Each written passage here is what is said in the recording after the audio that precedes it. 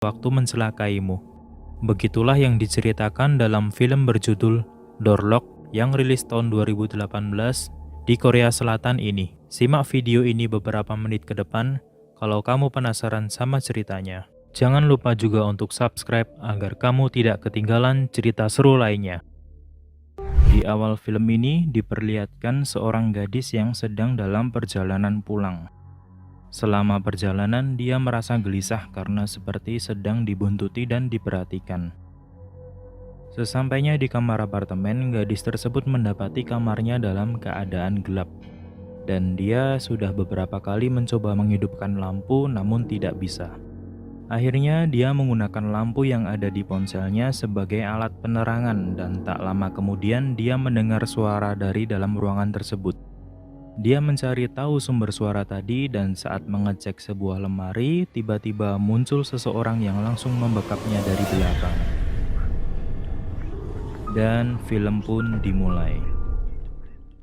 Adegan berpindah di kamar apartemen seorang perempuan bernama Cho Kyung Min dan dia sedang tidur dengan seorang pria. Setelah itu si pria terbangun oleh suara alarm jam tangan dan dia makan lalu pergi. Selanjutnya disusul oleh Kyung Min yang juga terbangun. Dia bersiap-siap untuk berangkat bekerja. Sebelum meninggalkan kamarnya, tidak lupa dia menutup kloset dan merapikan jemuran di kamarnya.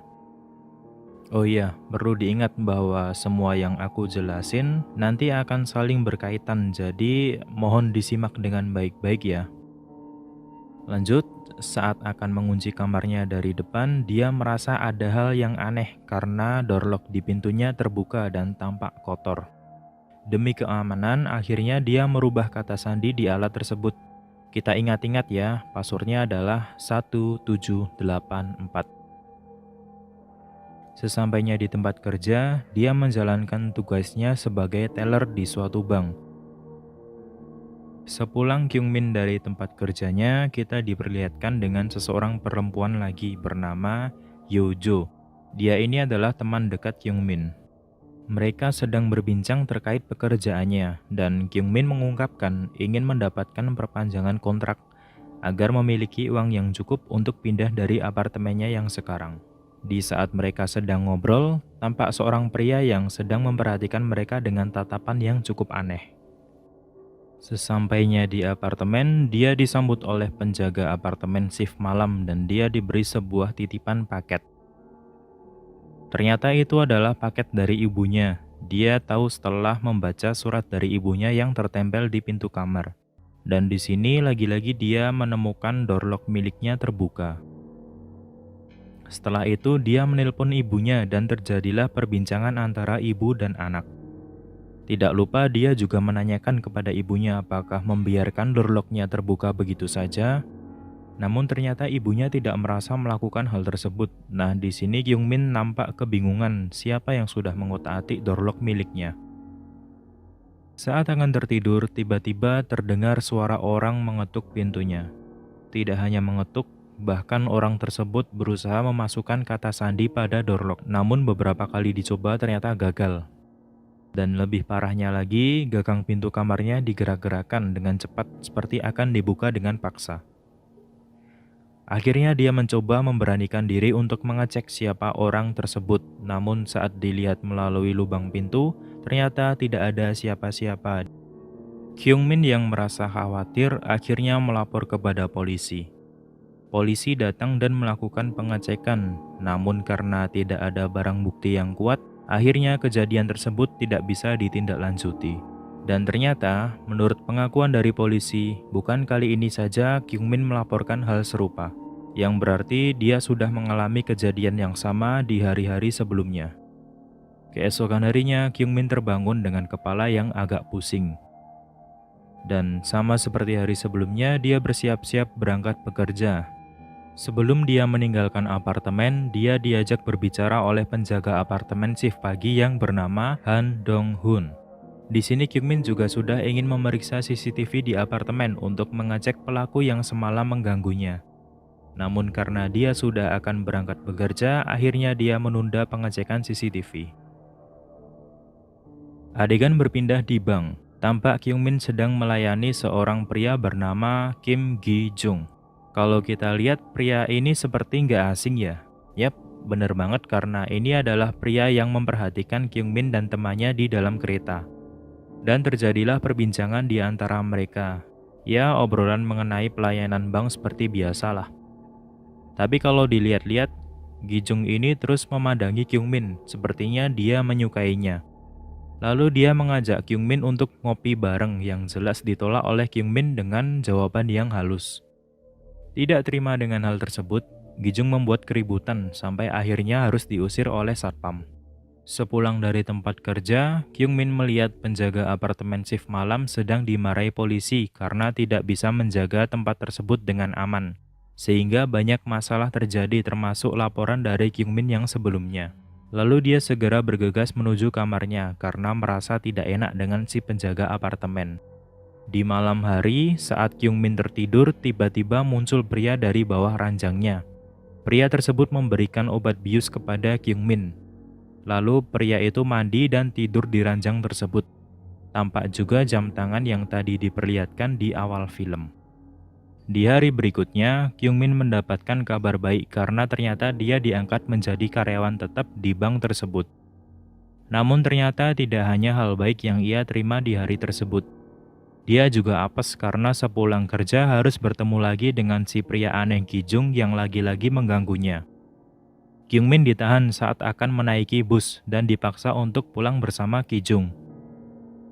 Untungnya tak lama kemudian manajer bank yang bernama Manajer Kim datang menolong Kyung Min dan mereka pun pulang bersama. Sesampainya Kyung Min di kamar apartemennya, dia mendapati kamarnya yang gelap dan dia berusaha menghidupkan lampunya namun tidak bisa. Wah, kayaknya bakal terjadi lagi nih adegan seperti di awal film. Tapi tenang aja karena di sini tiba-tiba Manajer Kim datang ke kamar Kyung Min. Awalnya hanya ingin mengembalikan dompet Kyung Min yang tertinggal, namun akhirnya membantu untuk menyalakan lampu di kamarnya. Setelah lampu menyala, tampak jemuran pakaian pria terpampang di tengah ruangan. Manajer Kim mengira itu adalah milik suaminya, namun Kyung Min menjelaskan bahwa itu hanya untuk tanda, agar Kyung Min terlihat seperti sudah berkeluarga dan tidak diganggu oleh penjahat. Setelah itu, Kyung Min masuk ke dalam kamar mandi dan dia mendapati hal yang aneh yaitu tutup klosetnya terbuka. Seperti yang kita lihat di awal film bahwa Kyung Min ini mempunyai kebiasaan menutup kloset sebelum berangkat bekerja. Lantas, ulah siapa itu? Di sisi lain, Kyung Min juga merasa curiga terhadap manajer Kim yang tiba-tiba datang ke kamar apartemennya, padahal dia tidak pernah memberitahu nomor kamarnya. Dia lalu menanyakannya kepada manajer Kim.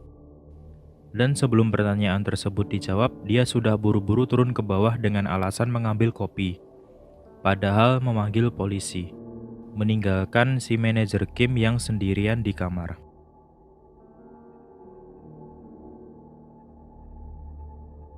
Akhirnya Kyung Min kembali lagi ke kamarnya bersama polisi. Ya, rencananya untuk menangkap manajer Kim yang dicurigai selama ini telah mengganggu Kyung Min. Namun betapa kagetnya ketika pintu kamar dibuka ternyata manajer Kim sudah dalam keadaan tidak bernyawa dengan dasi mengikat lehernya. Kyung Min pun dibawa ke kantor polisi dan diselidiki. Malah dia yang dicurigai telah melakukan pembunuhan berencana dengan bersekongkol dengan orang untuk membunuh manajer Kim lalu berpura-pura memanggil polisi. Di sini juga ditegaskan bahwa manajer Kim mengetahui kamar Kyung Min karena menanyakannya kepada penjaga apartemen. Jadi selama ini Kyung Min telah berburuk sangka kepada manajer Kim. Walaupun belum dipastikan sebagai tersangka, namun hal ini jelas berpengaruh terhadap hidup Kyung Min. Dia mendapatkan stigma negatif dan jabatannya dicopot dari tempat kerjanya. Suatu ketika, Kyung Min kembali ke apartemen untuk melakukan pengecekan CCTV. Namun sesuai info dari penjaga shift pagi yang bernama Dong Hun, CCTV di koridor depan kamarnya itu ternyata tidak berfungsi. Dan ia menambahkan info bahwa pengetukan pintu tersebut sudah lumrah. Biasanya terjadi saat orang sedang mabuk dan lupa kamarnya di mana. Ya, di sini seperti Dong Hun itu sedang menutup-nutupi sesuatu. Kyung Min juga tampak kurang puas dengan jawaban tersebut. Berpindah di kamar Kyungmin, saat membersihkan kamar dia menemukan suatu alat scanner. Jadi alat ini berfungsi untuk membuka door lock selain menggunakan kata sandi. Karena penasaran, akhirnya Kyungmin mencoba menggunakan alat tersebut. Pertama-tama di pintu kamarnya, namun tidak berfungsi. Lantas dia mencoba di semua kamar di apartemen tersebut.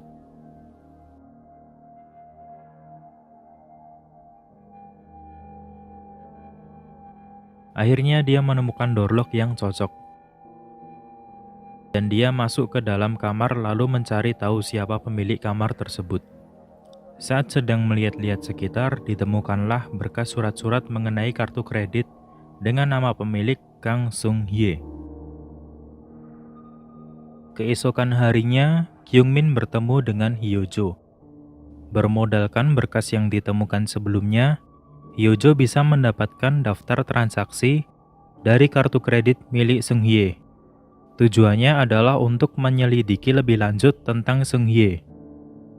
Kalau ditanya kenapa Hyojo bisa mendapatkan data tersebut, ya jelas saja karena dia sendiri adalah pegawai bank yang sudah pasti memiliki akses untuk mendapatkannya.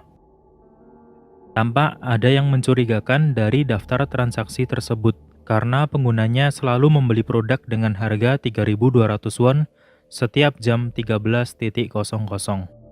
Bertempat di minimarket di dekat apartemen Kyungmin. Hyojo juga mencoba mengirim pesan ke nomor Sung-hye untuk mencari tahu, namun sayangnya tidak ada respon. Akhirnya mereka memutuskan mengecek langsung ke minimarket. Tujuannya adalah untuk mengetahui barang apa sajakah yang seharga 3.200 won. Namun sayangnya mereka tetap tidak menemukan titik terang karena kekurangan petunjuk. Suatu ketika saat mereka sedang makan, pada pukul 13.00, terdengar seorang wanita sedang membeli bubur sayur dengan harga 3.200 won. Mereka mencurigai itu adalah Kang Sung-hye, lalu mereka mengejarnya. Saat melakukan pengejaran, mereka kehilangan jejak dan akhirnya memutuskan untuk berpencar. Di satu sisi, Kyungmin menemukan suatu rumah dan di depannya terdapat tumpukan wadah bubur sayur, sama seperti yang dia lihat di minimarket. Dia pun mencoba masuk ke rumah tersebut dengan memasukkan kata sandi ke door lock yang terpasang di pintu. Ya, dia asal-asalan gitu masukin passwordnya. Sudah beberapa kali dicoba, namun gagal. Lalu, mungkin instingnya mengatakan sesuatu, dia mencoba untuk memasukkan password yang sama dengan kamar apartemennya, yaitu 1784, dan ternyata bisa terbuka. Dia pun masuk ke dalam rumah tersebut yang tampak seperti tidak berpenghuni. Saat dia memasuki suatu kamar, ternyata terdapat seorang wanita yang sedang tertidur dengan kondisi tangan diikat. Di sini Kyungmin tampak sangat kaget. Dia mencoba menghubungi polisi untuk meminta pertolongan. Namun tiba-tiba ada orang lain yang ingin masuk ke rumah tersebut. Ya, kemungkinan besar ini adalah si psikopat. Dan bersambung. Oke, sampai sini aku akan jelasin sedikit kesimpulan untuk mempermudah kalian memahami ceritanya. Yang pertama adalah pria yang selama ini tidur bersama Kyungmin ternyata bukan suaminya, melainkan adalah si psikopat. Jadi, saat tengah malam tiba dan Kyungmin sedang tertidur, pria ini baru menampakkan diri dari bawah tempat tidur Kyungmin. Kalau kalian bertanya, loh kenapa kok Kyungmin gak terbangun lalu memergoki pria tersebut? Jawabannya adalah, karena setiap pria ini muncul, dia langsung memberikan Kyungmin obat bius, sehingga Kyungmin akan tidak sadarkan diri sampai beberapa waktu. Jadi si pria ini bisa leluasa melakukan apapun di kamar tersebut. Tentunya obat bius ini juga berdampak ke tubuh Kyungmin. Terbukti setiap dia bangun tidur, selalu merasakan sakit kepala. Jadi sudah agak jelas ya. Tapi yang masih menjadi pertanyaan di sini adalah, siapa psikopat tersebut? Apakah manajer Kim? Jelas bukan, karena dia sudah mati, terbunuh di kamar Kyungmin oleh si psikopat. Apakah Ki Jung? Mungkin saja, karena dia tampak mencurigakan selama ini. Dan tampak juga dia begitu terobsesi dengan Kyungmin. Bagaimana dengan penjaga apartemen shift malam? Jelas tidak mungkin, karena saat kejadian pembunuhan manajer Kim, dia sedang berada di pos jaga. Apakah mungkin itu adalah penjaga apartemen shift pagi? Wah, kita nggak memiliki banyak bukti untuk mencurigainya. Atau mungkin nanti akan muncul orang yang tidak diperkenalkan sepanjang cuplikan film tadi, bisa saja.